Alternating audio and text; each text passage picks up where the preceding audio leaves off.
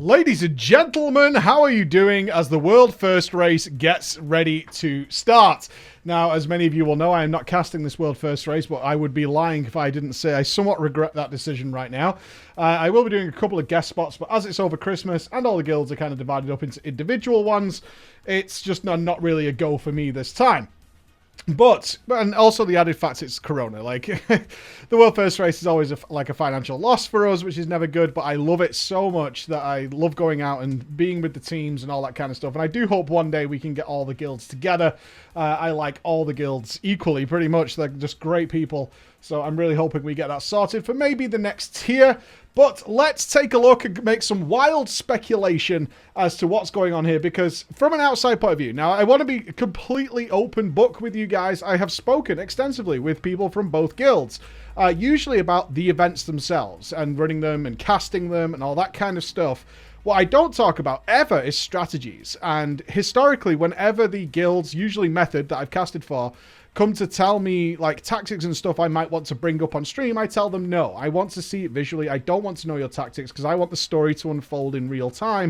It does put me a bit of a disadvantage when stream obviously spots things before I do, but it's way more fun for me that way. So in terms of their actual strategies going into this world first race, I don't know them 100%, but as an outside observer, we can see two very different stories unfolding and two gambles being played by what looks to be, at least to me, and this is no disrespect to other guilds, a two-horse race right now. It looks to be Limit versus Echo, and both of them have such an interesting and very tangible goal this time around. Let's start with the current reigning champions and their story. Complexity Limit came out and destroyed in Nyalotha. They changed the game forever. They showed, and their players were astonishing all the way through. Their players were absolutely on fire throughout that entire tier and just showed utter dominance of the Nyalotha tier in every single aspect. And they want to retain that title. They want to make sure that they are not getting the world first once and then falling behind, as we've seen with some other guilds historically. They want to cement their position as the absolute best of the best in this game, and also keep the United States as a proper inspiration for more United States guilds to rise up the ranks. So typically we have seen, although there are some good guilds, and we're seeing Big Dumb Guild has now gone full-time for this tier. Hopefully they're going to rise up through the ranks and we'll see some big results from them. But typically it's been an EU and, of course, Asia race at the top. And so if we can get more limits, that would be great, because more competition is the best. I want so many people in the top 7 or 8, but this does again look to be a two-horse race. So that's their story. That's what Limit wants. They had fire. They had actual tangible fire in their bellies coming out of the Eternal Palace, because they were so close to getting that kill. They did not get it until shortly after the Method did at the time. And then they came into Nyalotha and just absolutely creamed the competition. I was in the room with the Method guys at the time, and you could feel the dominance of Limit at the moment when that was happening. Let's move over to Echo. Of course, obviously, the collapse of Method occurred. We're all mostly aware of everything horrible that happened there. And the players who came out of that rebuilding as Echo, they have a story to tell as well, because Echo is, as of right now, not a name that people know outside of the raiding scene. Whereas, of course, the Method name was known throughout many games, and they were carrying that title for many years. Echo is brand new. Now, despite the fact that it has this wealth of players, this is their tier to win, because they need to cement themselves as the players first. And that is what is going to be happening this time. It's a super important tier for Echo, as important as it is for Limit. And that means that the preparation of both these guilds, and I'm not just talking about a business side here, which obviously Echo want to cement themselves as something that companies can invest in and sponsor, but also maintain their pride of what the players achieved over those years. So they're coming out in a really strong fashion, and you can just see, if you've been following Twitch at all, if you've been just keeping up with WoW Progress, you're seeing Complexity Limit and Echo pushing something like 10 to 13 Denathria's kills, 13 splits of heroic raiding, doing this really clever strategy which may not even pay off. Both of them did follow a similar strategy of doing all their heroic runs before they started doing Mythic Plus or anything like that, to find out which characters were the best to move forward with. That was their plan there, and they've achieved that. So they've overcome some very, very strong odds by not crafting legendaries and any characters they didn't want to, and get through to kill Sire Nathria on Heroic that many times. To put that in context, only 12 guilds in the world, as of recording this, have managed to defeat Sire Nathria's Heroic. These two guilds have done it time and time again. And other guilds are catching up now, including the Rebuilt Method, which is currently in 6th place. That is not looking to go for the World First this time. They are looking to rebuild over the expansion to get back to a World First contendership spot, but they're not looking to get it right now. And we know Aversion, good friends of mine, really love Aversion, who are also looking to make a big name for themselves this tier as well. They've also defeated Sire Nathrius, and they'll be looking to make a name for themselves, especially in the German community, where they're so well liked and so well followed. Let's get back to this 2-horse race, though. Why do I believe that, first of all? Why am I discounting the likes of Pieces and things like that? I'm not discounting them at all. Pieces, Aversion, Big Dumb Guild, all these guilds are really well known for not doing the excess amount of preparation, but just having extremely high-quality players. Extremely high-quality players. And they're great, great guilds. So there's always that chance. We're looking right now, I'm looking at preparation. That's what I'm looking for. I'm looking for the preparation these guilds are making going into this and the stakes that are on the line with Complexity Limit and Echo. So, what is the gamble? So let's first of all talk about the two sort of strategies that both of them employed on a similar level. So first of all, it was get all the heroic splits done. They both, I believe, finished as of this morning. So I'm recording this on a Saturday. So Saturday morning, they managed to finish all their heroic splits. They did some very interesting strategies. Knowing that Sludgefist Heroic was the most difficult boss in the instance, they got lockouts eventually after defeating Sludgefist, where they could skip Sludgefist, go and do the end bosses, because Stone Legion Generals and Sire Nathrius are both easier, then come back on those teams afterwards to defeat Sludgefist with slightly higher gear. That was their strategy, and it paid off for them really well. They managed to pick up those Sludgefists very, very quickly on their alt groups after doing that. Now, both guilds did something very similar in order to maximize that. And now they're finished. Their goal is simple. PvP and Mythic Plus. Fill out those slots. Try and get a high rating in PvP to try and get some good choices, some weapons and things from that guild vault, which is coming up on Tuesday and Wednesday, depending on the US or EU. So that is their strategy now, is pad out those characters. Now, what's the gamble? Let's first move over to Complexity Limit. So Complexity Limit is taking full advantage, as is Echo, of the alt friendliness, which is very available in the Shadowlands. Now, this is an interesting topic of conversation all by itself, because how the alt friendliness will affect raiding in general is a big question that's flying around the community right now. Limit has gone the approach, or seemingly, now there's some differentiation here. This isn't a clear cut. I want to be clear on that. It's clear cut, and it's basically, there's a lot of me reading between the lines here. But instead of going excessively into one player, sticking to one class and making many variations of it, which is what we will see with Echo, and we'll get to there in a moment, Limit seems to have gone more down the road of one player making a variety of classes and gearing them up. We're talking, I think there's like 195 level 60s that have gear. Something ridiculous like that in each roster. So they're both pretty similar in terms of how many. There's, like, if we look at WoW Progress, there are level 60 members. There are 195 level 60 members for Complexity Limit, 63 unique players, and some of them will be using multiple accounts. What this is entailing here is you'll notice that certain players, so we'll take the wonderful, awesome Mr. THD as an example. THD has decided to get a mage ready, to get a warlock ready, to get a hunter ready, all the usual faces that you're seeing at the top of the DPS tree right now, and spread that out across multiple classes. So one player who has access to multiple classes. Now, they've done this with several players. There are some who've done a couple of the same class, from what I could tell. I'm working on names here. Again, I don't want to mither the guilds right now. They're very, very busy. But what they are doing, I think Complexity Limit strategy seems to be that if they feel the need to field something like 9 hunters, they can do that at a drop of a hat. Because the gear levels on most of them are getting pretty similar. We're seeing anywhere from 200 to 190 on most of these classes, which means they're looking to have that option should they want. THD also has a Moonkin. I'm kind of flicking through here as we go through. There's a Moonkin there, so that's 4 different classes available to him in those situations, and there are several other players who are in exactly the same boat of preparing all these different characters. Now, some of these will be carry characters, but what we're not seeing is, say, 7 or 8 warlocks. of one player. This is a cool idea because of the alt friendliness coming into the Shadowlands. Even a slight 1 or 2% advantage, if that player is capable of playing that class to take advantage of that advantage, that means that Limit very much has the flexibility to say, you know what, Moonkin's slightly better here, or even Hybrid off-heals are slightly better in this encounter, because we have no idea, neither guild knows what they're going to face when we enter Mythic. They know as much as they can from the Dungeon Journal, but as we've seen with Normal and Heroic, Blizzard's tuning this time around has been really all over the place, and that is the situation they're going with. So if they want to, if I look at the numbers here, we're seeing something along the lines of about 13 Death Knights, very little Demon Hunters, which is not surprising, about 10 or so Demon Hunters.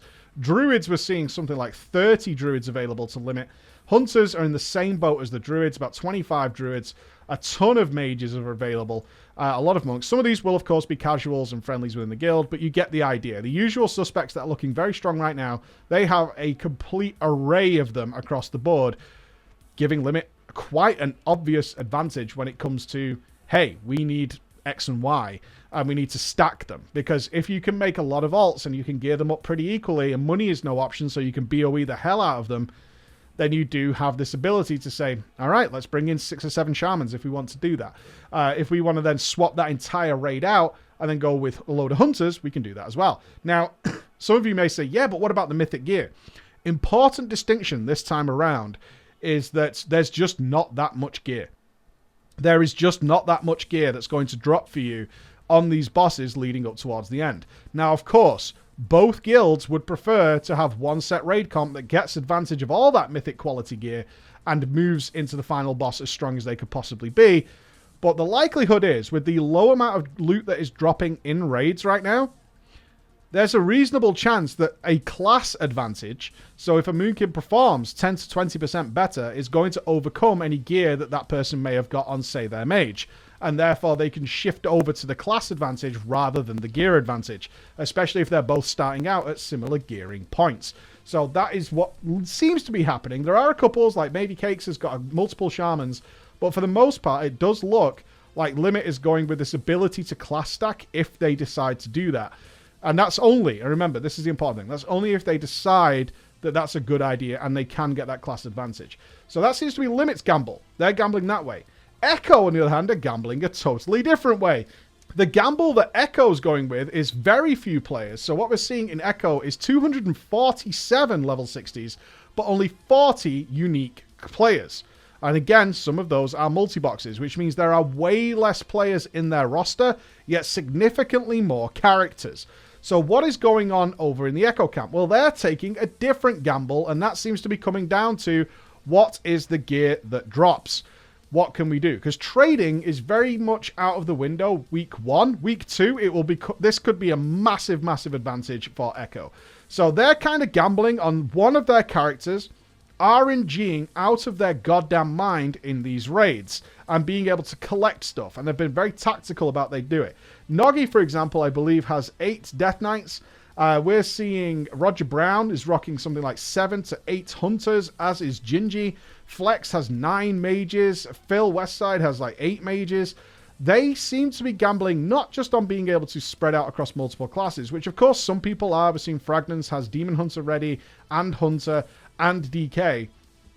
But more the case of in the farm, in the lead up to the Mythic Plus week, running all these heroics, seeing which characters RNG out of their goddamn heads and just get that really nice, strong heroic gear, can get some trades going on one of those characters in order to funnel everything towards one character.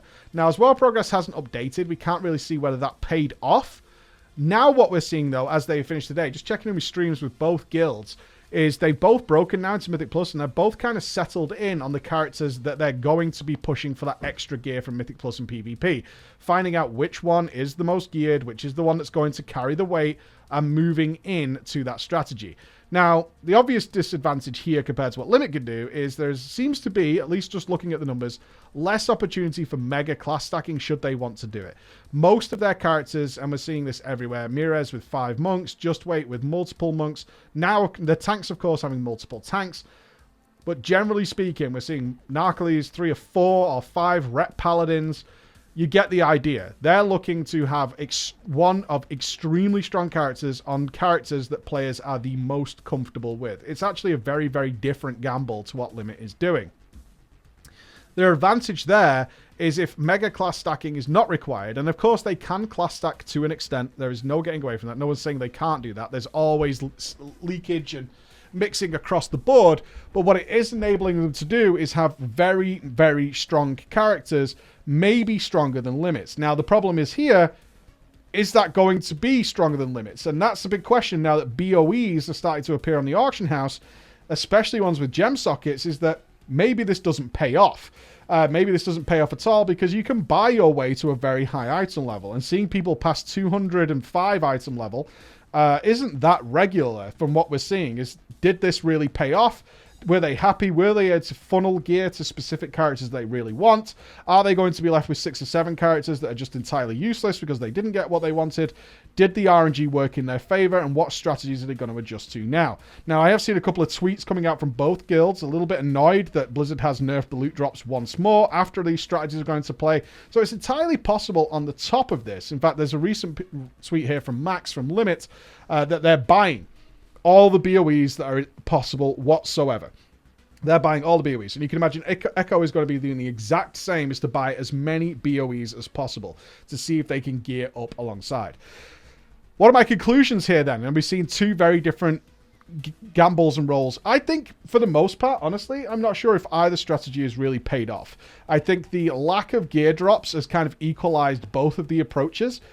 So they're going in relatively equal on characters. I am not seeing, as much as I'm doing as much research as I can, anybody having some sort of crazy gear advantage, anybody carrying some sort of extra clear, noticeable thing that allows them to push forward. It seems that both strategies were great.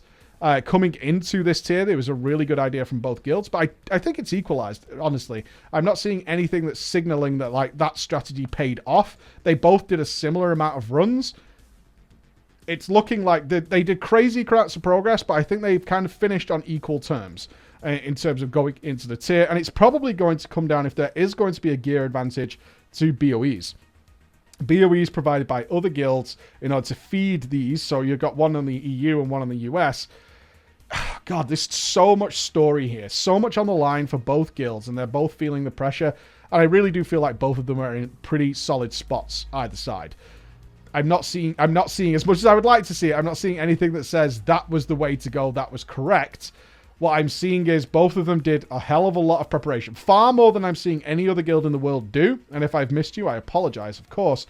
But I'm not seeing any other guild in the world do anywhere near as much preparation as Limit and Echo have done going into this tier.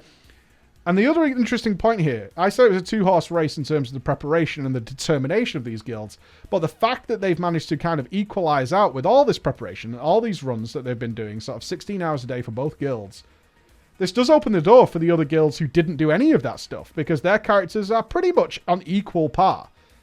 It's a lack of experience with these bosses that could be a factor for those guys, right? If we look at Pieces, they did 166 characters, so not slacking by any means. I don't want to be coming across as saying they're slacking, but some lower gear characters are mixed into there, right? 39 unique players, 166 members, but you can see on the gear levels of those, there are a few that are clearly not something that are raid contender characters. But this does open the door to say, okay, you did all that mega preparation. We can see the determination, but it didn't pay off for you as maybe you hoped it would. Right? You didn't give you that distinct push ahead that you might have seen from doing all those split runs, as most of the characters have ended up as equally geared as the other guilds as well, which is great for the race, in my mind. And let's hope and pray this doesn't come down to who has the biggest wallet at the end of the day, especially if we meet some gear check like Sludgefist, which is a mega gear check. I know many of you are probably wondering, what are the bosses we expect to be the big walls? And that is honestly a difficult question. If I was to throw something out of left field right here, my actual thought process is that Heroic, being tuned as it is, has provided genuinely a lot more experience with bosses than you can get normally. And what I mean by that is Heroic is typically so easy that what a lot of Mythic guilds is they try to pretend it's the Mythic version. They practice the positioning, they practice the strategies as if there was a Mythic version. So for a good example would be Artificer Zynox. Is the way you do that on Heroic is nowhere near what you do for that fight on Mythic. But because Heroic was pretty tough, a lot of guilds did a lot more Heroic than they ordinarily would do. Certainly Sludge Fist is a big one here. There isn't much more Blizzard can do to guilds on Sludge Fist. Now, there is some horrible things that happen there. We do know that you get bleeds and all sorts of extra stuff there to deal with, and Heroic is different, but you've had so much experience with the positioning and movement of the room that you're going to have that little bit of edge coming into the fights. I do think Sludge Fist is potentially going to be brutal, absolutely brutal. I'm kind of interested in the Sun King, and the Sun King is one of those that Blizzard may change because guilds are cheesing that fight so hardcore right now that they probably want to do something about that before Mythic opens up. They might be making changes to that fight right now. We could certainly predict that perhaps Stone Legion Generals is going to be buffed, as right now it's considered one of the easiest fights in the dungeon. It is the second to last boss. And turn it up into pretty extreme levels for Mythic. We could see that, and of course we have no idea what's happening with Castle Nathria. I do expect Shriekwing, Huntsman, Hungering Destroyer. I do expect also, I think my guild disagrees with this, that the Council of Blood will fall over. Lady Enerva Darkvein is going to be we think a DPS check boss, which the guilds will probably be able to meet. It's definitely Sludge Fist. I have a 50-50 on Stone Legion Generals actually being super brutal. And then, of course, Castle Nathria. I'm a little interested with how the guilds deal with Artificer Zymox. However, it is a mechanical and technical fight. Both of these guilds are extremely good at mechanical and technical.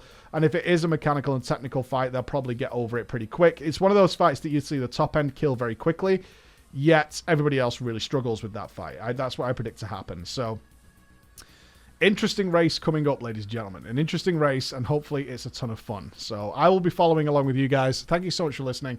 And next week, be sure to tell me how wrong I was. I can't wait. Bye-bye, everybody.